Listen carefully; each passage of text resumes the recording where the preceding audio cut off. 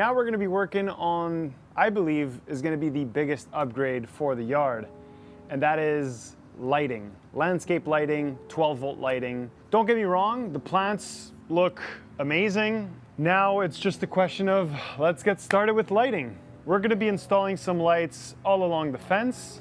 At the middle of each fence section, I have a hole, and we're gonna be putting in a light that will shine up.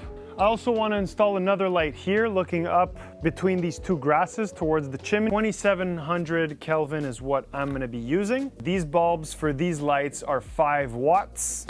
They installed the transformer in the pool equipment area since I already had power there. I'll be adding a smart plug so I can control the lights from my phone, and they'll turn on automatically at sunset. Wiring the lights is pretty straightforward. You just have to pass the wire all the way to the first light. So I roughly measured the cable by rolling it out, and I cut it so I could now pass it behind the fence.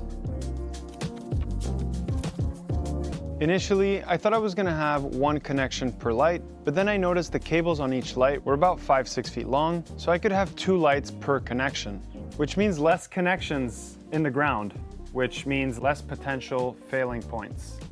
The nice thing about using fixtures with replaceable bulbs is that if one burns out, you don't have to dig up the whole fixture. You just pop in a new bulb and you're good to go.